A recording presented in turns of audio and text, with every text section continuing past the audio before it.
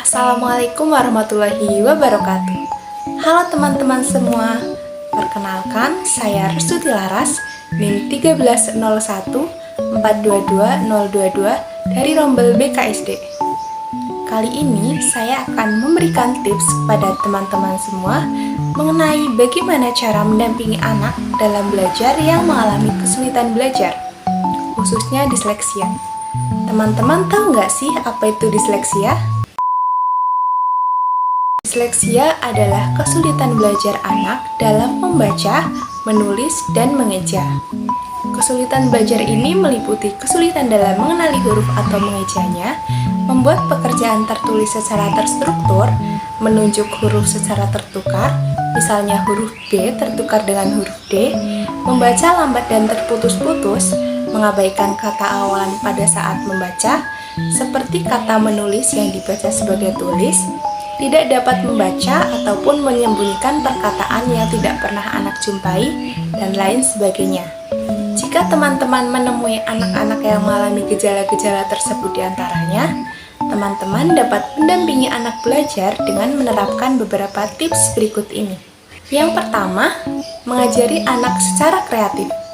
Gunakanlah bahasa yang jelas dan sederhana, serta hindari penggunaan kata-kata yang sulit.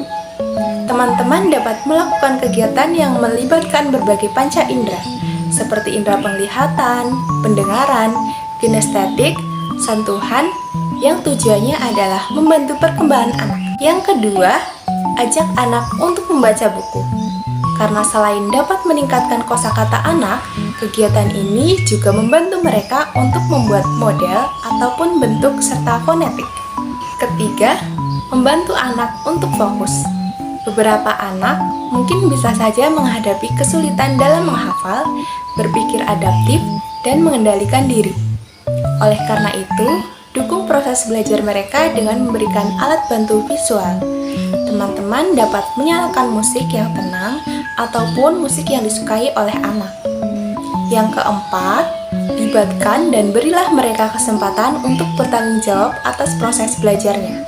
Yang terakhir, dampingi dan selalu menjadi teman baik bagi anak.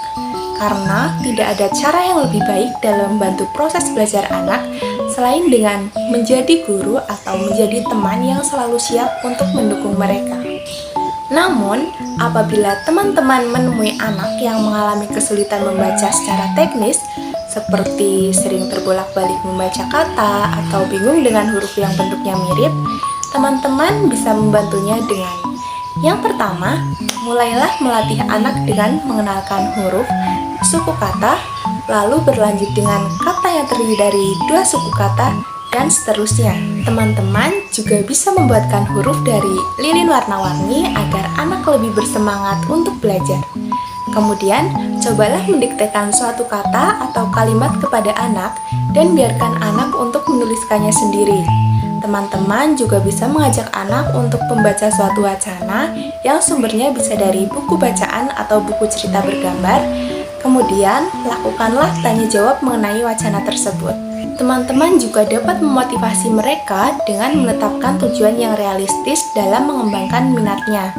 Tawarkan bantuan kepada anak sambil mengajarkan tanggung jawab secara bertahap, agar mereka dapat memperoleh pembelajaran dan pengembangan yang lebih besar. Sekian beberapa tips yang dapat teman-teman lakukan untuk mendampingi belajar anak yang mengalami kesulitan belajar, yaitu disleksia. Semoga bermanfaat ya. Assalamualaikum warahmatullahi wabarakatuh.